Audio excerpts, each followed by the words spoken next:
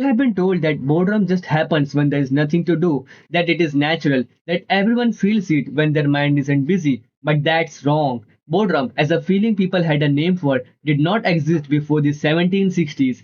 Not because people back then had more to do. Farmers in medieval Europe spent entire winters doing almost nothing. Hunters spent days just waiting. They didn't call what they felt boredom, because boredom isn't what an idle mind naturally feels.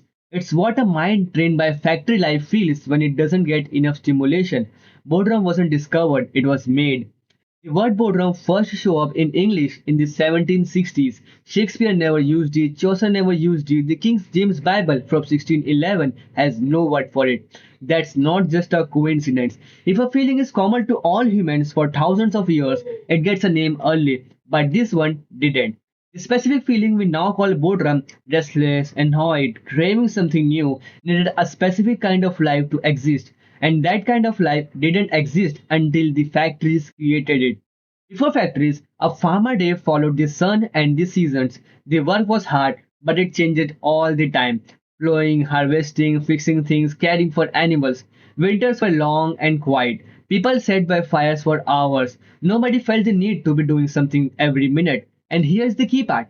There was nothing to compare that quiet time to.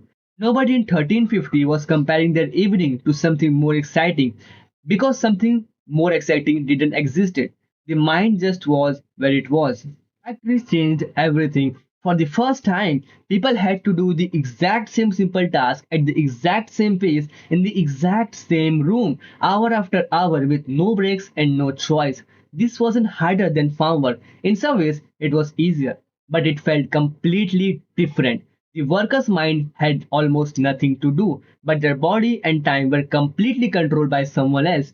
This created a feeling that had no name yet, bored and trapped at the same time. The word people used for it was boredom. A historian named Patricia Meyer Sparks studied this closely. She found that boredom shows up alongside controlled, repetitive, boring work, not alongside free time. This is the opposite of what people think. Boredom isn't what happens when you have too much free time. It's what happens when you're forced into a routine and your mind isn't being used. That's why a long flight feels more boring than a free afternoon at home. On the flight, you are stuck, controlled, and understimulated all at once. The combination is what your brain is reacting to. Once boredom had a name, it became something people could sell a cure for. In the late 1800s, newspapers, cheap novels, and later radio were sold as cures for boredom, ways to fill the empty hours that factory life had created. This was the start of what we now call the attention economy. Radio led to TV, TV led to the internet led to the phone in your pocket. Each one didn't create a new problem, it just got better at solving the same old one. The bored, trapped mind that factories first created hundreds of years ago. Most people, when they feel bored, think something is wrong with them, that they are not creative enough, that they should be doing something more useful. That's almost completely backwards. Boredom is a normal reaction to a specific kind of world, one built by an economic system that organized time in a way no civilization had ever done before. When you feel bored in a meeting or stuck in a slow line, you are not broken. You are feeling the exact same thing factory workers felt in the 1760s. There is one more piece to this. Phones didn't just give us a cure for boredom, they changed how much boredom we can handle. Getting constant new, fast moving content seems to lower the point at which ordinary, quiet moments starts to feel uncomfortable.